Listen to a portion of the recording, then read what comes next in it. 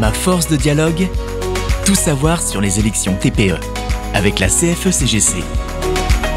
Bonjour à toutes et à tous. Aujourd'hui, nous avons rendez-vous avec Christine Lay, secrétaire nationale de la CFE-CGC au dialogue social, pour parler des élections TPE, les élections syndicales pour les salariés des très petites entreprises.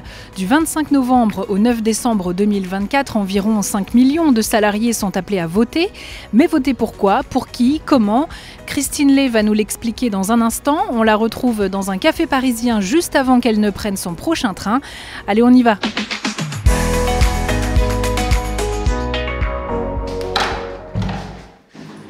Bonjour Christine. Bonjour. Alors vous êtes en plein tour de France pour les élections TPE, c'est ça ?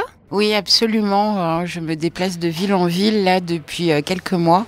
Je rencontre toutes nos unions régionales, tous nos militantes et militants pour leur expliquer ce que c'est les élections TPE. Et alors c'est quoi les élections TPE ? Ah, c'est une grande question. Les élections TPE sont à destination des salariés des entreprises de moins de 11 salariés qui n'ont pas de comité socio-économique, pas de représentants de salariés, pour élire leurs futurs représentants dans les commissions paritaires interrégionales et interprofessionnelles. Et si vous deviez les décrire en un mot, ces élections, ça serait quoi ? Un mot, c'est compliqué. Je vais en utiliser 3. Ça sera ma force de dialogue. Pourquoi ? Parce que tout l'enjeu, c'est de recréer un dialogue social et de représenter les salariés des TPE qui sont des salariés comme toute autre entreprise et qui ont des droits comme la formation, l'épargne salariale, la prévoyance, la mutuelle, et qu'il faut faire entendre leur voix. Et grâce au vote des élections à ce scrutin, ils vont pouvoir être représentés et ainsi participer à la vie économique de leur société. On va aller en parler un petit peu toutes les deux ensemble. On va s'asseoir ? Allez, on y va. Ma force de dialogue. De café ? Oui, merci. Merci. Déjà, expliquez-nous pour commencer, qui est concerné par ces élections ? Est-ce que vous avez quelques chiffres à nous donner ? Alors, sont concernés 5 millions de salariés en France et plus concrètement 500 000 cadres, puisque nous sommes la CFE-CGC, nous représentons les salariés de l'encadrement. Donc c'est une élection très particulière parce qu'elle peut aller tant du salarié de la pharmacie à l'ingénierie nucléaire, que ce soit le boucher, le pâtissier, l'infirmière, toute structure en fait qui a une taille de moins de 11 salariés. Est-ce que vous pouvez nous dire pour les personnels de l'encadrement, donc les techniciens, les agents de maîtrise ou les cadres, est-ce qu'il y a des problématiques spécifiques pour ces personnels-là dans les TPE ? Les salariés de l'encadrement peuvent, du fait de la petite taille de la structure, être empêchés d'utiliser librement leurs droits. Par exemple, la formation. C'est essentiel, surtout dans les TPE où le salarié doit rester employable. Je suis chef d'entreprise. Ça va être un vrai casse-tête parce que mon salarié ou ma salariée va partir en formation. Je n'aurai personne sur mon centre d'appel, par exemple. Tout notre travail à nous, en tant que représentants des salariés, c'est de proposer des actions qui permettent justement à cette salariée ou à ce salarié de pouvoir aller se former, soit sur le temps privé de la personne, mais il va falloir une compensation, soit d'envisager que le formateur vienne au sein de la structure.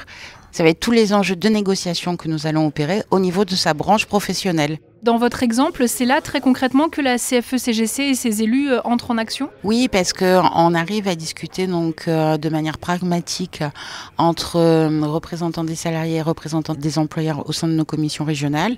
Et nos élus ou nos militants œuvrent ainsi au niveau des problématiques territoriales.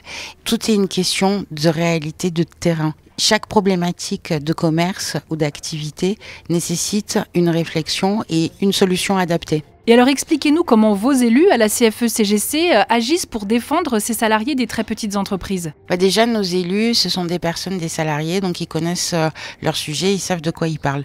Ensuite, ils vont sur le terrain, ils discutent avec les salariés concernés et une fois qu'ils ont le matériau, ils remontent en commission et on négocie au niveau des accords de branche. Et c'est à ce moment-là qu'il y a une traduction concrète des moyens et outils mis à disposition des salariés concernés par cette branche. Donc pour nous, la CFE-CGC, c'est très important, l'accord de branche qui vient en chapeau des accords d'entreprise possibles. D'accord, et donc en résumé, quelles seraient les 3 bonnes raisons de voter pour vous ? On est là pour vous, on vous écoute et on vous accompagne. C'est notre force de dialogue. Pour finir, Christine, est-ce que vous aimeriez dire un mot aux salariés des TPE, justement? Est-ce qu'il y a un dernier message à faire passer? Oui, allez voter. Bien sûr, votez CFE-CGC. Bien sûr.